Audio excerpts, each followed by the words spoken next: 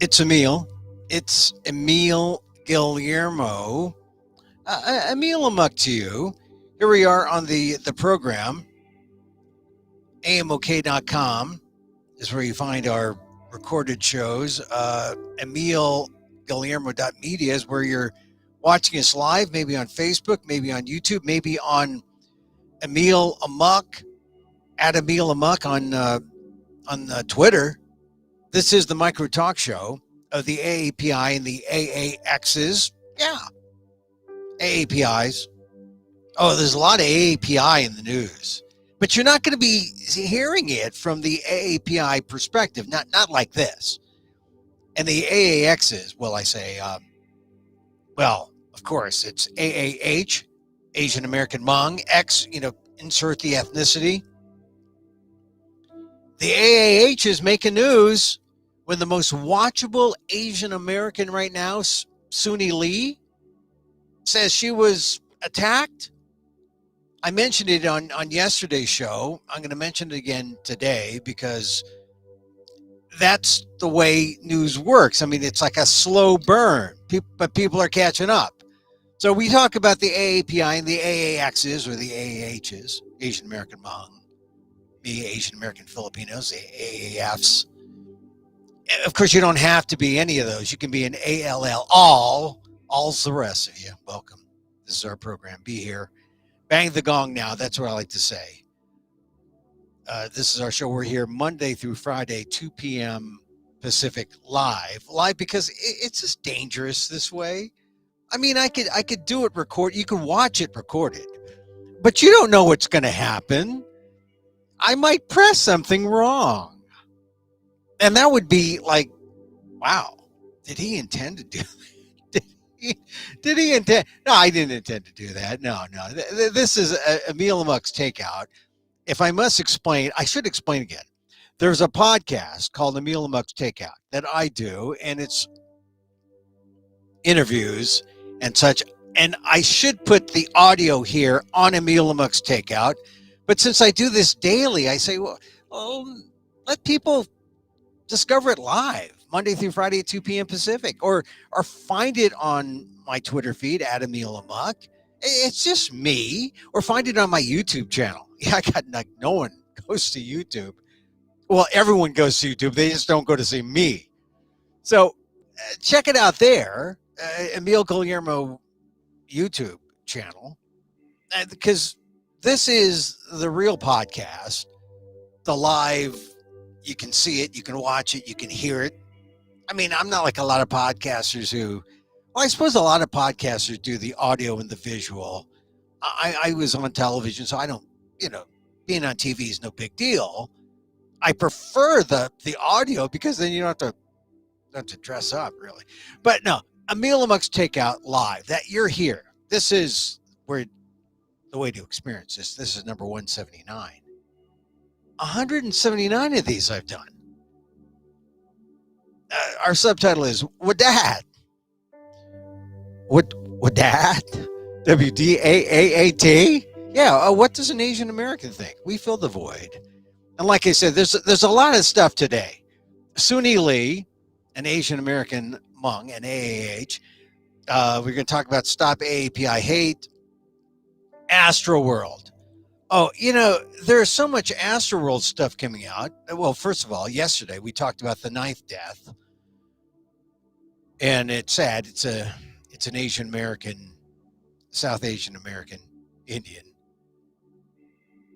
Bharti Shahani died, Texas A&M student. First concert. Her mother was on. I saw her mother at the press conference and little bits of the press conference that I caught. Indian immigrant. She speaks with an accent. She's crying for her baby, for goodness sakes. It was Bharti Shahani's first concert to see Travis Scott. She dies. They pulled the life support yesterday. We talked about it. But now that makes two South Asian American people in the crowd who died. We had Danish Baig, and we talked about him on Monday. and Tuesday, and his family's going out there. They don't want anyone to forget, and I don't think anyone is likely to forget. But it's important. It's important. I'll talk about Astroworld. I saw another thing today. Another survivor. They're all survivors. The survivors have a lot of stories to see just what it was like.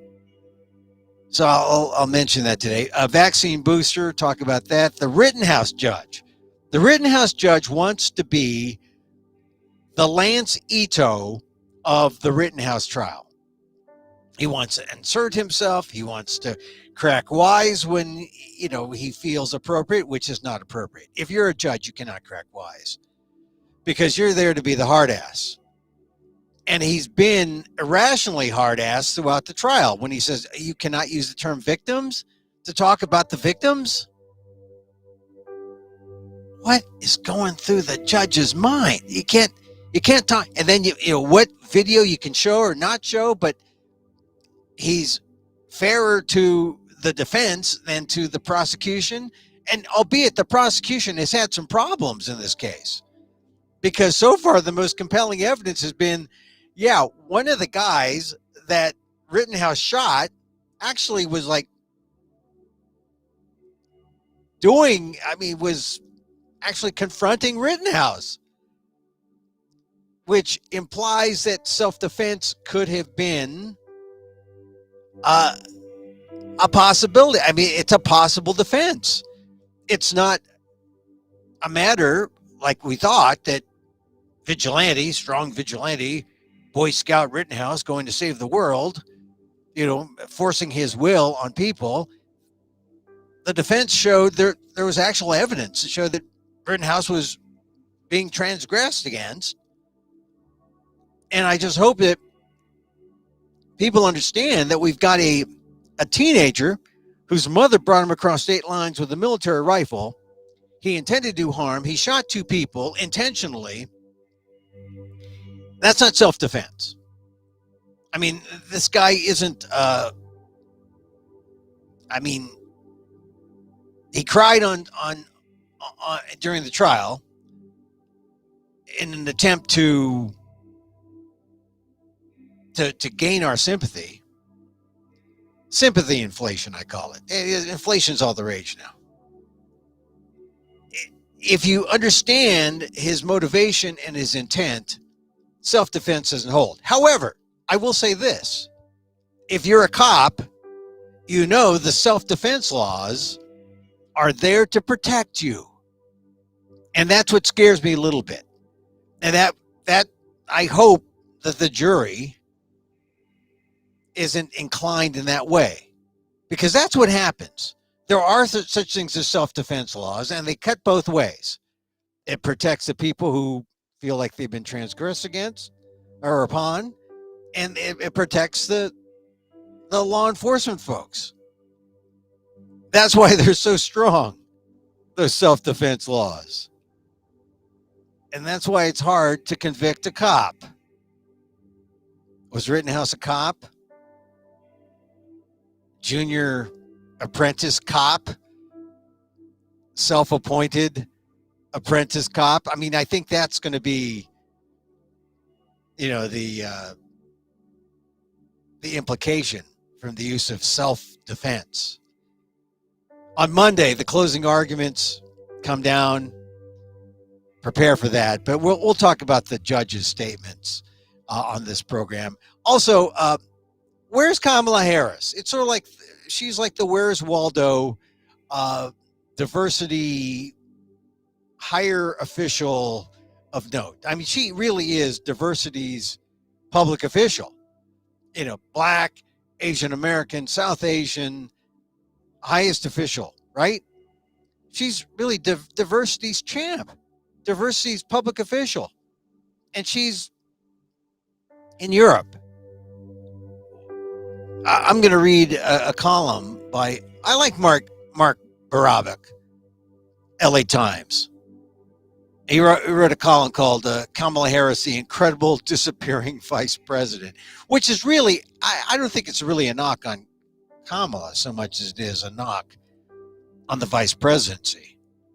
I mean, look at how it's really elevated Mike Pence, right? Mike Pence, who is caught between a rock and a hard noose, I guess, because he can't win as a self-respecting Republican, because the other self-respecting Republicans, the Trump base, hate him for not rigging the election. And all the rest of us think, well, Pence did one good thing. He didn't block the certification of the vote on January 6th. But you may have heard the recording that Jonathan Karl had in an interview with Donald Trump. Donald Trump saying, really incredibly, that, well, I think Trump was okay, or I think Pence was okay. He was taken care of, implying he was safe. But he said, but it's common sense that people would be upset if you're putting forth, he said, you're putting forth an election result, and if you know the vote was fraudulent, well, it's common sense. Common sense that people want to kill you. Common sense that people would fashion a gallows with a noose and say, kill Mike Pence, and come hunting for you and the other real patriots of the American democracy who were going to simply just certify an election as legal and final on that day on January 6th, as opposed to the rioters who wanted to disrupt democracy. That's the incredible thing. So I heard that today, and I just said, my God, Donald Trump, he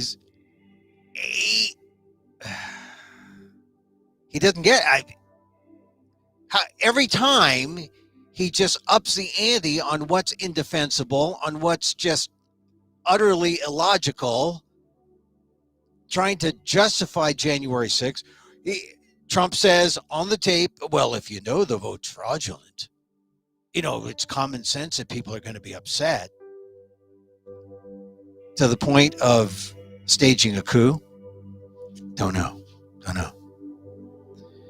There are other things that would upset Donald Trump today. For example, well, the breaking news is that Steve Bannon has been indicted on contempt charges over the House's Capitol riot inquiry.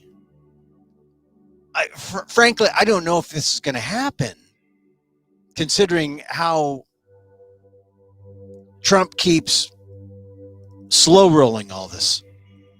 And Bannon, he didn't show up. They've subpoenaed a number of people, like 13, I think. I don't know who else is going to. I don't know who is going to comply with the subpoena. I think they're all going to do what Bannon's doing. They're taking their orders from Trump. They're saying, hey, we're going to refuse the subpoena. And now we're seeing what's happening. The committee had no choice. Well, actually, it was the grand jury indicted Bannon 2 counts of contempt of Congress. And I think they had to do that because, if you're waiting for the Justice Department to do something, well, I think that's, you might wait a long time, even though this is a pro-democracy Justice Department with Merrick Garland. But I think he's trying to keep a little arm's distance. But the grand jury, 2 counts of contempt of Congress against Bannon.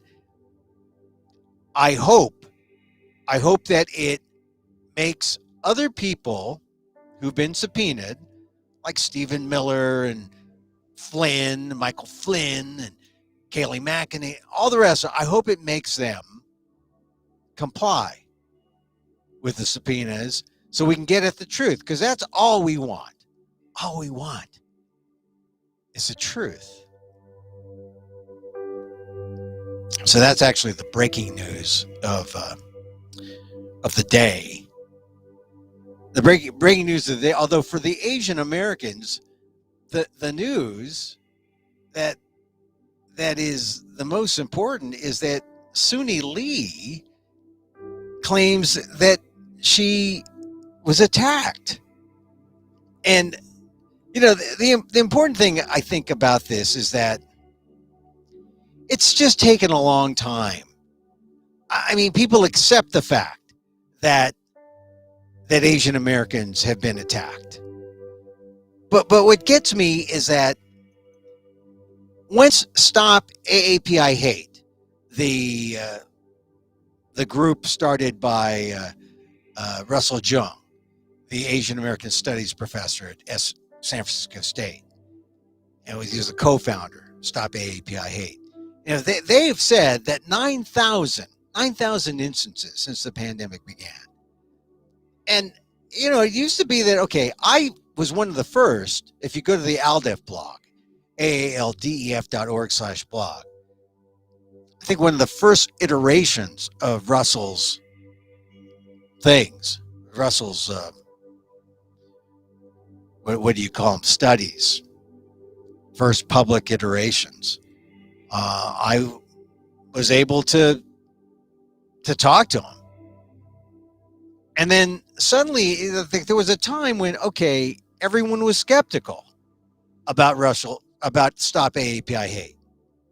And then all the news organizations said, well, is it true? Are they hate crimes? Well, they're broad. In a broad sense, they're hate crimes. It goes from transgressions, major transgressions like murder, to minor ones like epithets. What happened to Suni Lee was not a minor thing, I would think. She told Pop Sugar, and this story has exploded. I talked about it yesterday on the show. But after yesterday, it just, the news feeds on itself. People saw the interview with Pop Sugar, and then they did their own stories, and then it replicates. It's on the web. Suni Lee said she was attacked while she, with her Asian American girlfriends, were waiting for an Uber, and a car sped by, and inside the car the people started yelling racist slurs, and one of them sprayed pepper spray on Lee's arm, according to Suni Lee. According to her interview, I was so mad, but there was nothing I could do or control because they skirted off, she told Pop Sugar. I didn't do anything to them, and having the reputation, it's so hard because I didn't want to do anything that could get me in trouble. I just let it happen. And isn't this just the way it works? The kind of bullying, intimidation, especially if you go after, it doesn't matter. You go after Asian Americans high, you go after Asian Americans low, meaning not high like inebriated or hallucinating, but high level, high positioned, like Suni Lee, who I call the most watchable Asian American on the planet now. She is, by virtue of the Olympics, by virtue of her television appearances. She utters anything, she is it. You could go after her. And what can she do? She says, because of my reputation, I didn't want to do anything that could get me into trouble. I just let it happen. It's a sense of powerlessness. I mean, someone high up like Suni Lee, yeah, she could say something. She does. And now we are talking about it here. But say someone low on the totem pole, like Emil Guillermo. Something happens to me, oh, Emil, was he around? He used to do something on the NBC affiliate in San Francisco a long time ago. Back when I watched TV, now I just stream. Now I'm just telling you, the people on the, who things happen to, how powerful are they? They can file some kind of charge, phantom charge. Hey, these people went by me, and I got pepper spray here. Yeah, take 2 aspirin. See me in 6 months. That's kind of the attitude. And it's just the reality. And so thank goodness Russell Jung, Stop AAPI Hate, over there at San Francisco State, has done this, this database where they record all these things.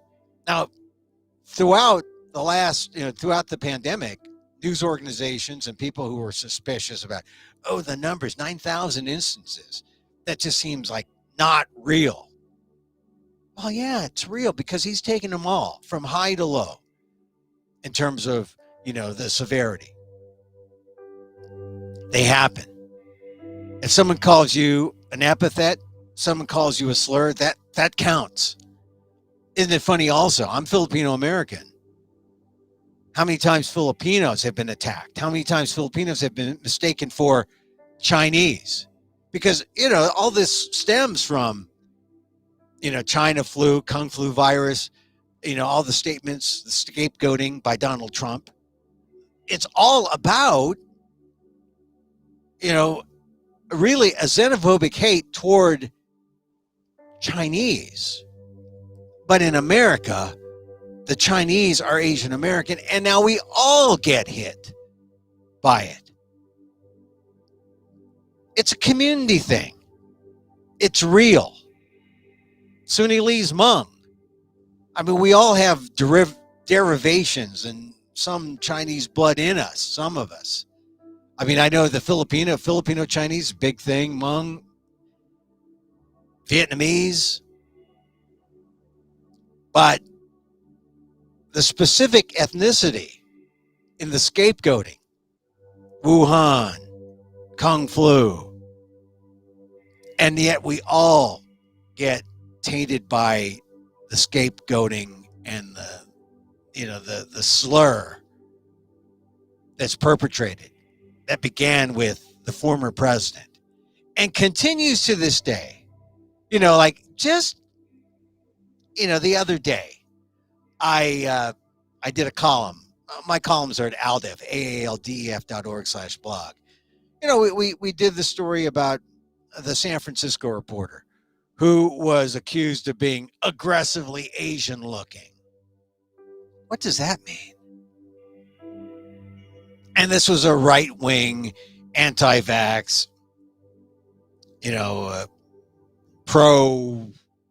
pro-Trump sort of, web show. And it may seem like, it was just for fun. We were just joking. No, it's not just for fun. It's not joking, because look at what happens. That sort of attitude that we saw in that Louder with Crowder show on the web goes out to people. They see it. Oh, yeah, we're just joking. We drive by a bunch of Asian American women, one of whom is Suni Lee. They stick out their head. The girls, the women are waiting for an Uber, and they get accosted by people who say, Ching Chong. I think that's what Suni Lee said. Go home. The only answer to go home is, hey, I'm here already. I am here already. But people drive by, this happens, and then yesterday they added the physical threat. They sprayed, pepper sprayed. It hit Suni Lee's arm. So, I mean, it's a serious thing. Russell Jung said it's not her fault, but she's taking control. She's challenging the racism by sharing her story. She may say the incident happened, but she's taking control of the situation by speaking out. Hey, who would doubt her credibility? Who doubts her credibility? I don't think anyone would doubt Suni Lee. But it does show the kind of position she's in. All she can do is speak out. All she can't attack. Well, you wouldn't want to attack. Heaven forbid, right? Retaliation. And I know a lot of people are so offended and they want to attack. They want to get back. But it really isn't the way. Unfortunately, I mean, this is where you have to be mindful. This is where, if you're Suni Lee and you're the most watchable, most famous Asian American on the planet, you got to be mindful and say, wait a minute, hold on. As the classic Sharon Salzberg definition of mindfulness, taken from a 9-year-old kid in Oakland who was being taught mindfulness, he said, mindfulness is not punching that guy in the face. It sounds like you just have to take it. It sounds like you just have to, not do it or not respond, not retaliate, but actually you're doing precisely what you should do. You're taking control of yourself, the situation. You're challenging racism. You're sharing the story. You're speaking out, which is a lot more than most Asian Americans have done in our lifetimes.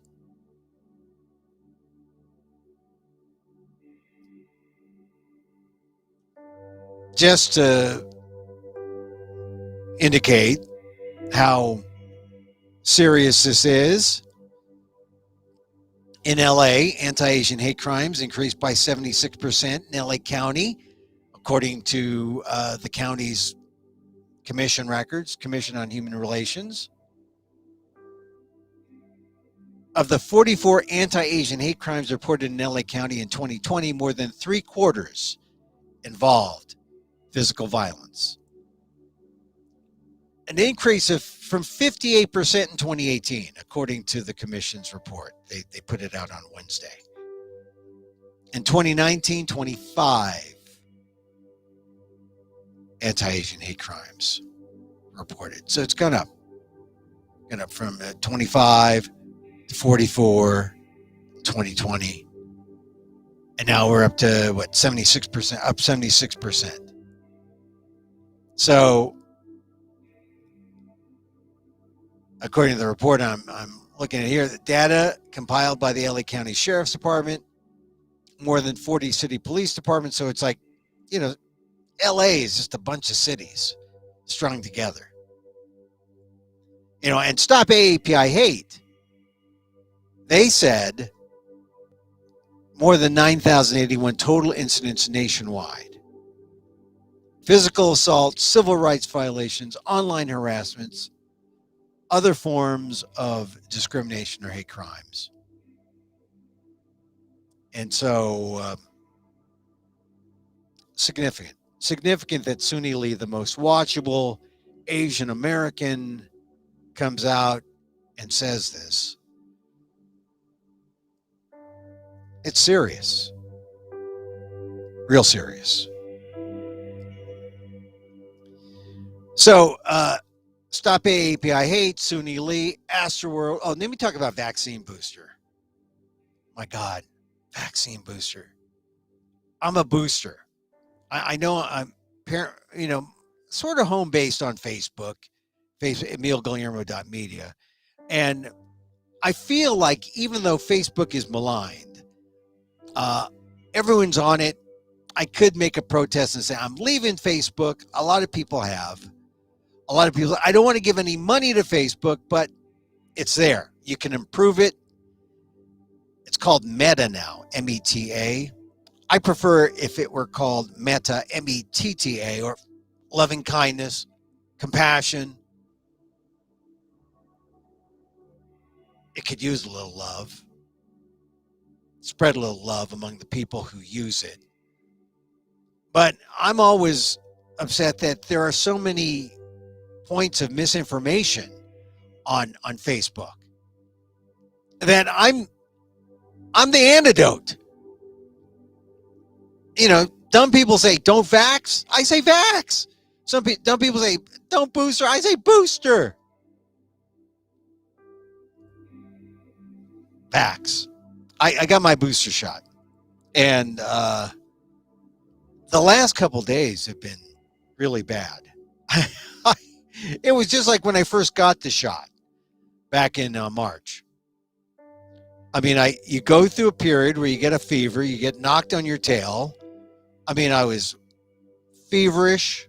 It didn't get too bad. Maybe a 99.8, 100 degrees around there. But I was overheated. Excuse me. I was overheated. And I just couldn't. I was just exhausted, fatigued. And I just had to go to bed.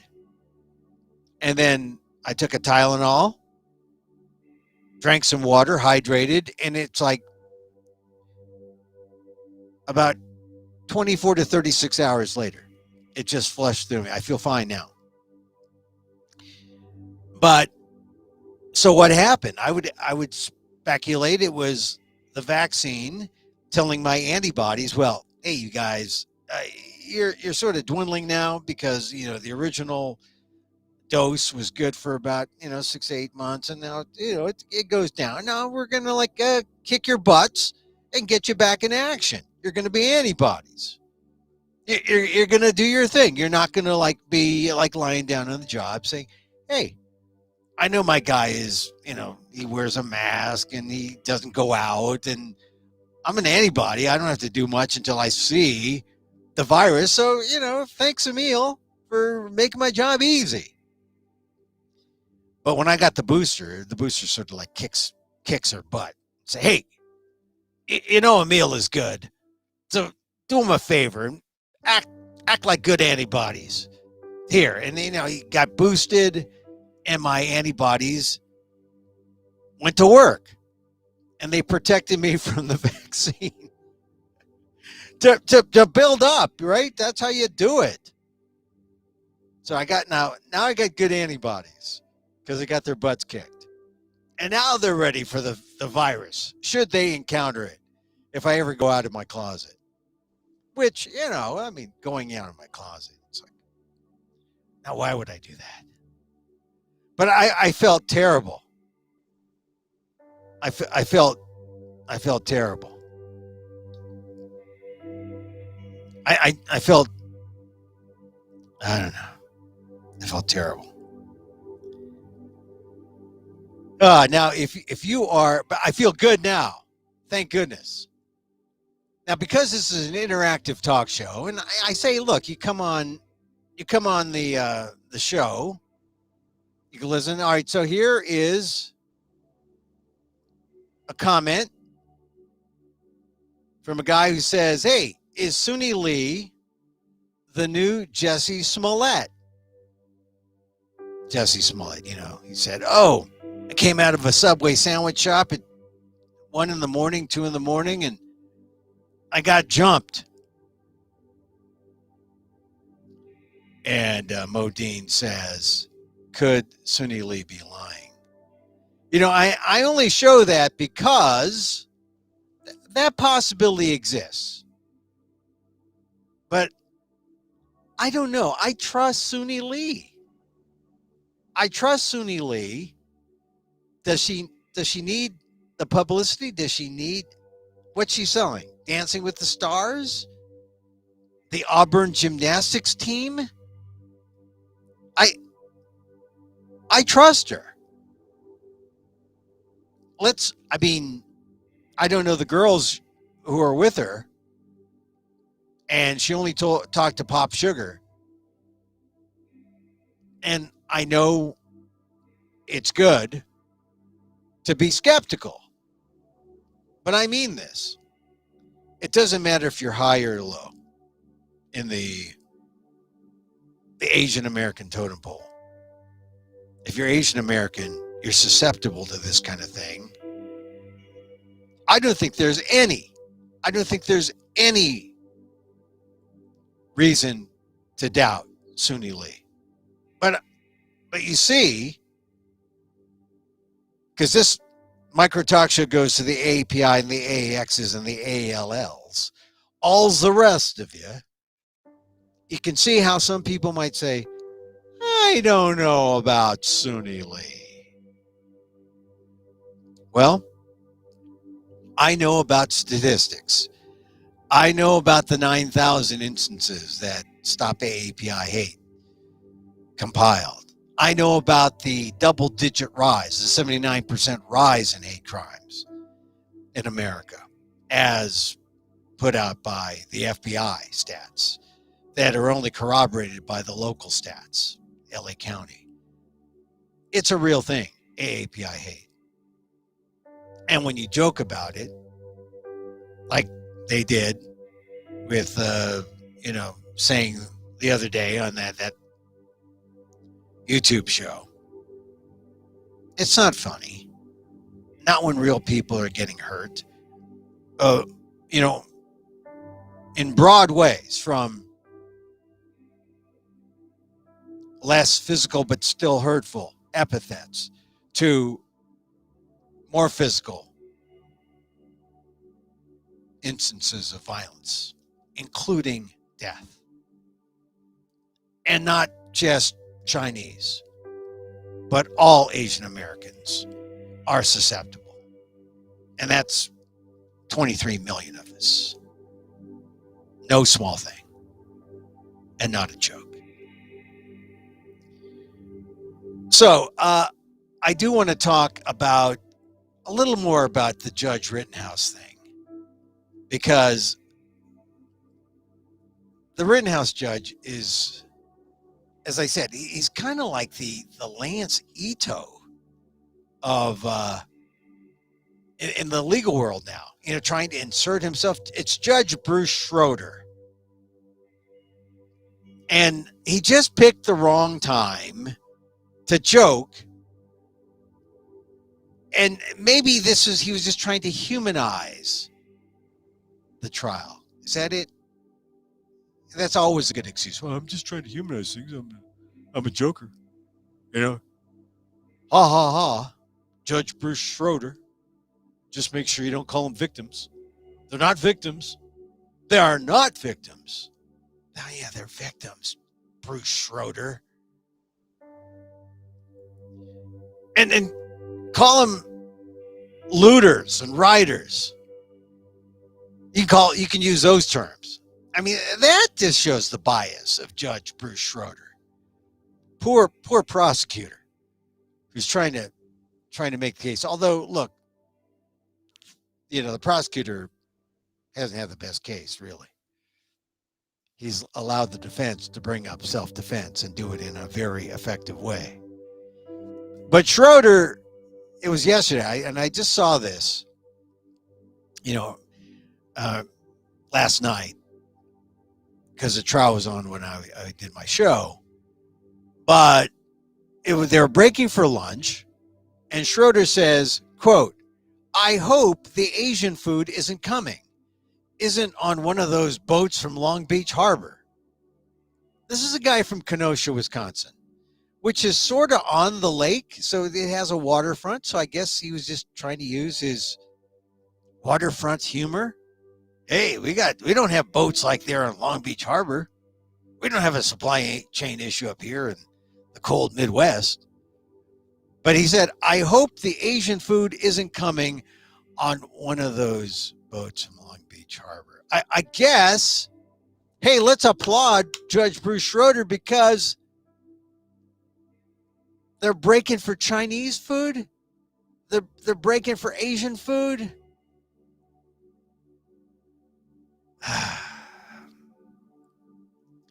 It's a joke, I guess. But look, here's the thing. I'm all for jokers. People know I like to joke. I see it as my role as a talk host who is a journalist and uses journalistic methods before I don't rant or rave. I do give opinion, but I do report or comment on reports, the reported fact, and I have my opinions. And sometimes my opinions are funny. But I am not a judge of a murder trial who his role and responsibility, if we're to take his pronouncements and whatever comes out of his court seriously, if we're to take him seriously, well, yeah, don't joke. Like, I hope the Asian food isn't coming. I hope it's not on one of those boats from Long Beach Harbor. It's not becoming Judge Bruce Schroeder. I mean, you've already highlighted a fact that, you're biased when you said don't use the term victim in referring to the people who were killed, the people who were shot and killed. Well, what are they? They're dead, Judge. So, John Yang, who is an advocate, Asian American advocate, he said, maybe I'm supposed to applaud him for not saying Oriental food. Well, we don't know. We don't know what kind of food they were getting. We just assume, or maybe the judge assumes that, well, they were here in the courthouse and we know you're not going to get bean soup. We know you're not going to get the 3-bean salad. We know you're not going to get the club salad. What club would you belong to? We know you're probably going to go down to the Asian place because they're good and cheap. Oh my God, they're so good, that Asian food.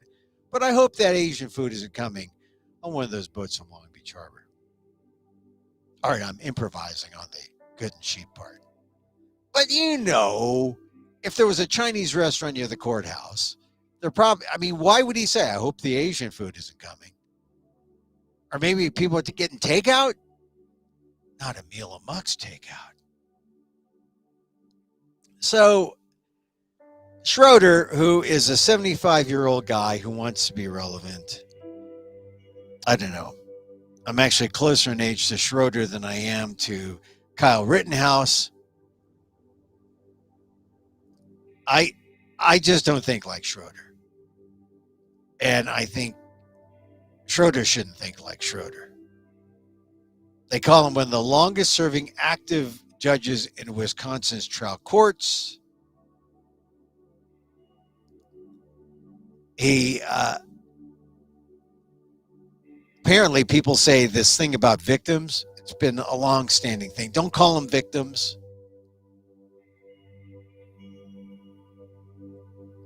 But don't call them looters or rioters unless you can prove it. That's what he said too.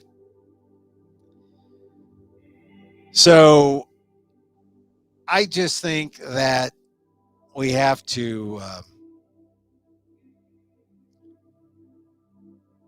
just say that the judge is call him what he is. He's really disgracing the law, disgracing his position. I mean, really. He's the judge of this big trial that's going to come down on Monday. Judge Bruce Schroeder, shame, shame, shame on you. Bigoted comments, right? We shouldn't expect it from a judge. Not in a trial that's going to deal on race. And yet that's what we got. That's what we got. And that's sad. All right, one last thing. I wanted to talk, and I'll talk about the freeway justice stuff later. It's just that I'm here in the Central Valley in California. And you see it throughout all the places where they're building freeways and infrastructure. And why do they build things through certain areas? Except they do it on the basis of race. And they do it on the basis of, they'll raise your community and put in, not a parking lot, but put in a 5-lane or 10-lane freeway because they know you're not going to complain. And they know you're going to get displaced. And if you're not displaced, they know they're going to give you all this, noxious pollutants. You might as well just be sucking up to an exhaust pipe, because that's what happens. And I know it firsthand in San Francisco. I know it firsthand in Stockton, California, where they build that crosstown freeway right through a Latinx, Asian American, Filipino neighborhood, and then through the black neighborhood to connect Highway 99 to Highway 5. They didn't care about the community. They didn't care about the Filipinos in Little Manila. And a lot of those Filipinos who lived there ended up with asthma. And, they're still doing it today. And so on Monday, when the infrastructure bill is signed and they start talking about doling out money, think about how it's going to be doled out and who it's going to be impacting. It's going to hopefully impact us all evenly in terms of, oh yeah, we got a new bridge, we got a new road. But it's going to impact blacks, indigenous, and people of color more severely. It always does. All right, so I'll talk more about that on Monday. But I do want to talk about Mark Barabic. He's a columnist for the LA Times. I like him. I like that. Sometimes I subscribe to all the papers: LA Times, Boston Globe, Washington Post, New York Times, Wall Street Journal, all the papers, just to get the different perspectives from the different areas. Unfortunately, there aren't that many papers that are great and good. Like in Stockton, for example, a paper I worked for. I worked for the Stockton. It is now one of the worst papers because it's owned by a venture capital, some kind of, what are they called? It's owned by a VC. It's owned by just a fund that buys properties and rapes properties and then sells them at a profit, right? Services the debt, sells it at a profit. I mean, I went to the grocery store where I see a paper. I don't subscribe to it. And my articles have appeared there first in 2003 to 2005. And every now and then as op-eds, but not for a couple of years now. And it's because they can't afford to pay for writers locally. I looked at the paper. There was no local reporters. It was all wire stuff. Washington, we say, oh, well, that's important news. Well, yeah, but the role of the local paper is to cover the local occurrences, local reporters. Did I see one local story at all in the national, the world? Even the local section didn't have a local story. It was ridiculous. It was like, look, in radio and television, you can one-man band it. One-man band does it all. You don't expect that of a newspaper, but that's what it felt like. I've been in that newsroom a long time ago. God, 18 years now. I can't imagine it. Just an editor, no reporters going out doing stories. Oh, and a bunch of cheap interns. That's the state of local journalism. Anyway, I like the LA Times because it's trying to buck the trend. It's still kind of a national paper, but not really as much anymore. It's still local to LA, and it is the most important paper in California. Unfortunately, it is covering all the state, the whole state from LA. But so Mark Barabic, who's I followed him for a long time, not just the LA Times. I think he wrote for the Chronicle with a B. He wrote this column, Kamala Harris, the incredibly disappearing vice president. I wanted to share this with you because Kamala Harris is it. Kamala Harris is the public official of diversity. There's no one higher. And what's she doing? This is Barabic's column. Whatever happened to Kamala Harris? She shattered all kinds of ceiling glass when Joe Biden made California's junior senator his running mate, and Harris was elected vice president. Since then, she's largely receded from Washington's daily doings and the cliffhanging drama that surrounded the fight over the president's agenda. Part of the answer is simple. What happened to Harris is she became vice president. Even as she shoulders an array of policy portfolios, even as she visits Paris this week seeking to address the administration's ruptured relations with France, it remains a fact that the number 2 job in the White House is inherently a diminishing one. It's neither racist nor misogynistic to point that out when the job holder happens to be Harris. Virtually every vice president in modern history, save Dick Cheney, it means except, we don't want to save Dick Cheney, except Dick Cheney, who played an unusually prominent role guiding defense and foreign policy under President George W. Bush. That's because George W. Bush was really a painter. Right? We're finding out in his later life.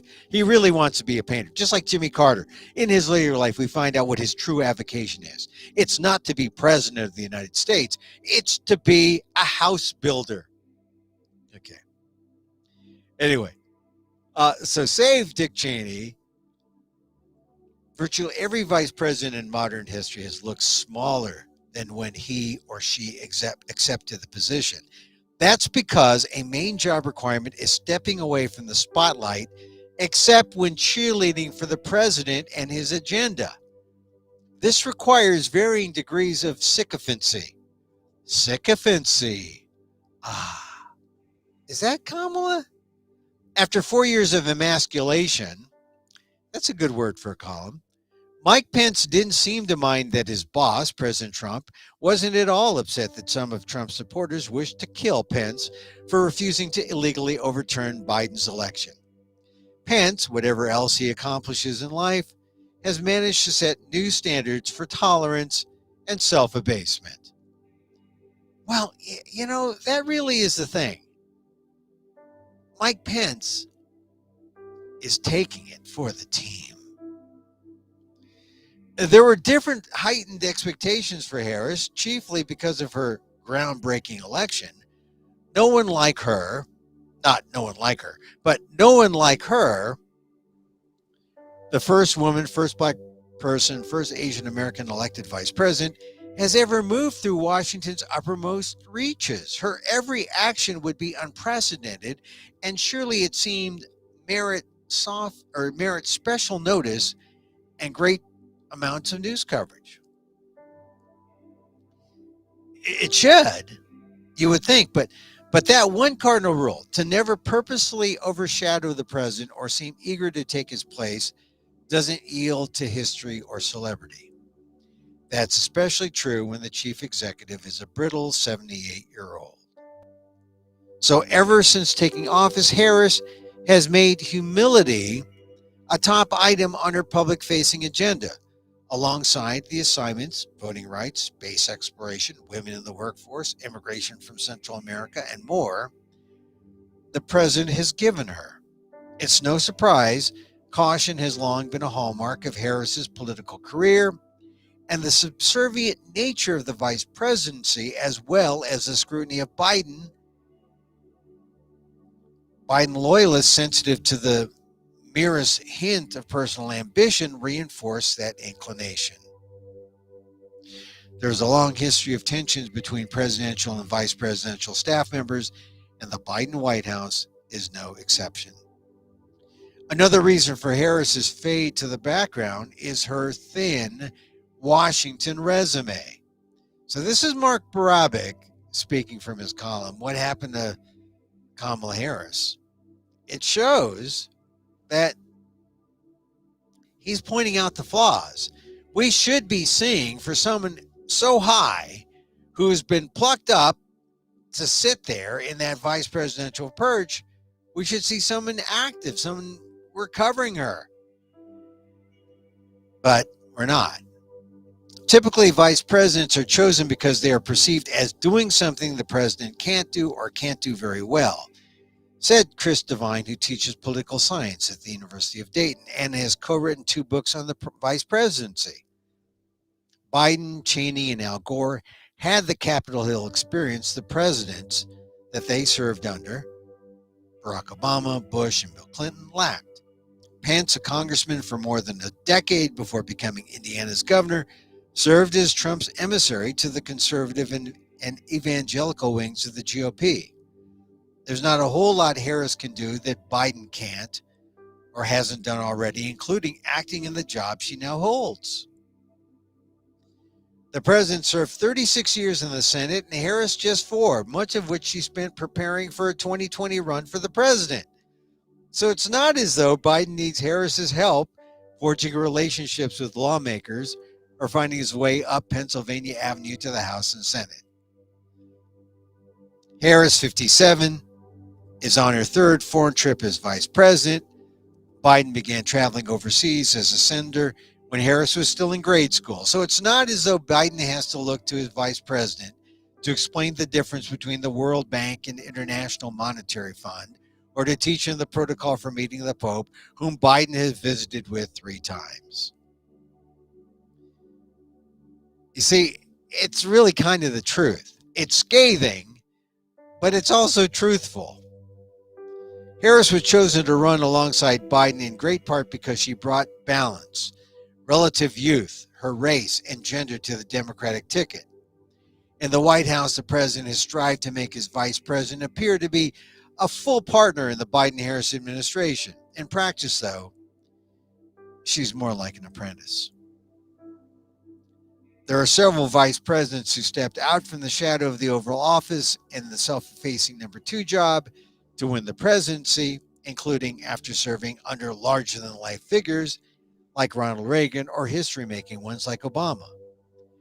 Barring unforeseen events, Harris has at least 3 more years and possibly as many as 7 to learn and grow in the White House.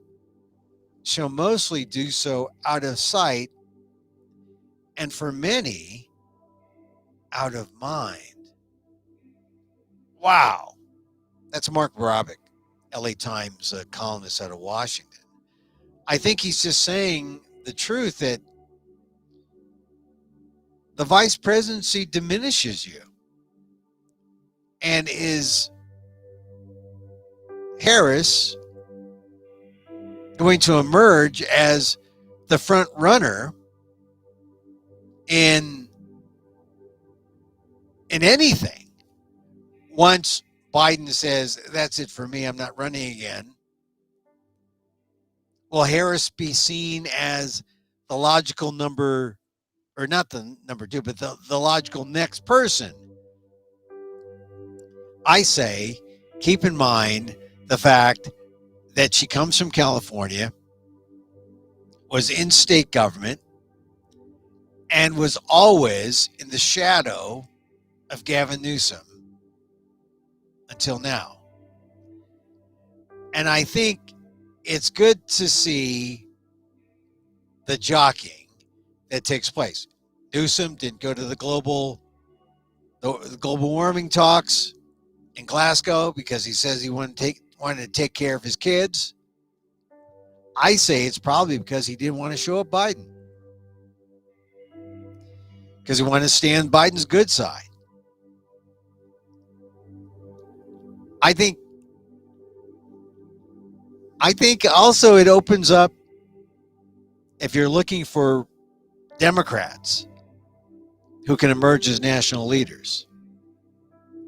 Kamala's sort of being overshadowed while she's vice president, so it's no advantage. Newsom is governor, and it's been a little hot for him the last 6 months with the recall. I think it could be time to look for someone new. And when I say someone new, I mean someone like the current California Attorney General. Oh, isn't that coincidental? Another job that Harris had before she became vice president. Oh, and who would that be, that Attorney General? Rob Bonta? Just speculating, we're looking at the long tail of politics. But these, as far as Asian Americans, definitely Bonta. But as far as national figures, are there any other Democrats out there that you can think of outside of the Democrats from California that might possibly be national figures?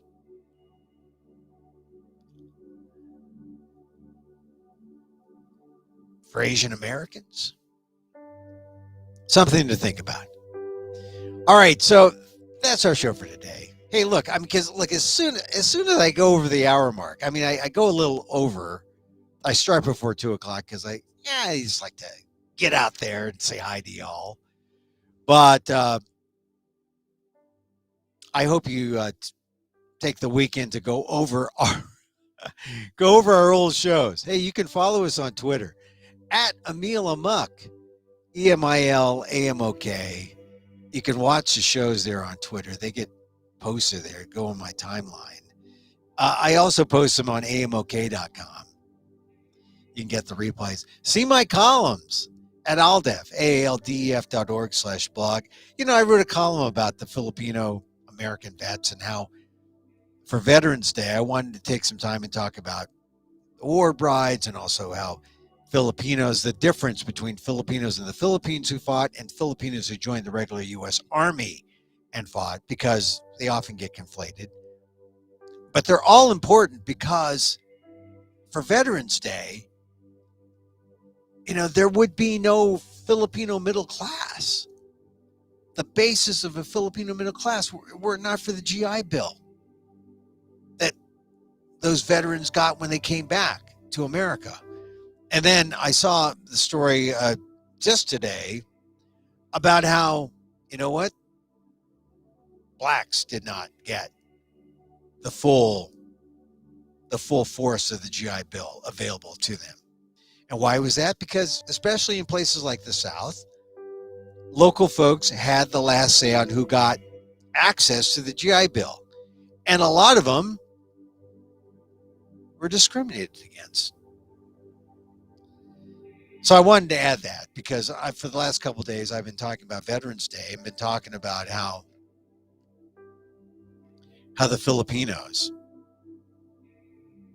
the Filipino veterans, really benefited from that if you're able to go to war.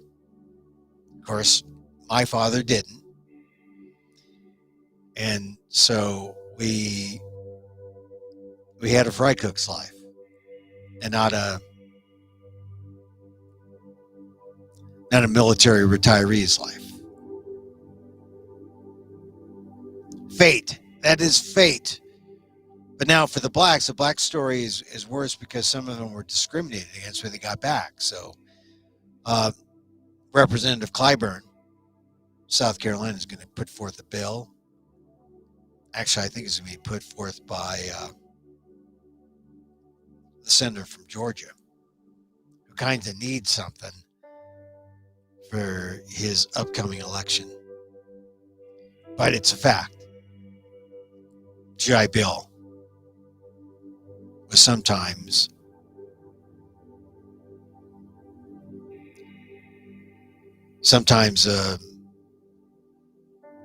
there was a lot of discrimination as people got benefits or didn't, as the case may be.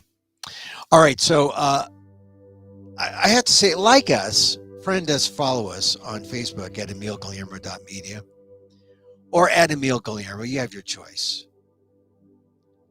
But it helps because we primarily are on Facebook and then we just distribute it out to all the world. And I like to say, be here, bang the gong now. Facebook at Emil Guillermo Media or emilguillermo.media, amok.com. We're here Monday through Friday, 2 p.m. Pacific live. If you want to email me, just email emil@amok.com. This is the Micro Talk Show of the AAPI and the AAXs and the AALs, all the rustias. Join me again Monday, 2 p.m. Pacific live. We'll talk about the Rittenhouse trial. We'll talk about the infrastructure stuff. Talk about how, are they going to ever build that bullet train in California? I want the bullet train. Bullet trains, not bullet guns. I don't like bullet guns. If you've reached this portion of the show, well past an hour, because usually, this is the Micro Talk Show, because most talk shows, go like on radio. They go 4 hours, 3 hours. They talk maybe 10 minutes each hour. So, 4 hours, that's like 40 minutes of talk, and then the rest are just commercials. So I just jam it in with no commercials. I just talk. And so when I go over an hour, I say, wow, I've gone over an hour. But if you're a regular listener to this show, you know that this is the time that I tell you it's all right. This is the time where I go into my mindful self-compassion mode. This is where I go into my meta loving kindness mode. Because this is the Micro Talk Show, the API and the AAXs. And I know a lot of you think, hey, do I belong? Am I worthy? Am I good enough? Am I an imposter? Look, you're not an imposter. You're Asian American. You are who you are. Love yourself. It's okay. You're good. Stick with it. You're worthy. Give your elbows a hug. You can give yourself an elbow hug in public. It doesn't look too weird. Just look like, you're having indigestion or something. But do that. Remember that. Because everyone needs a little elbow hug. Just remember, as I wish for me, I wish for you. May you be safe. May you be happy. May you be healthy. And may you live with ease. All of you. All of you. Till next time. Emil Guillermo. Mahal Kita.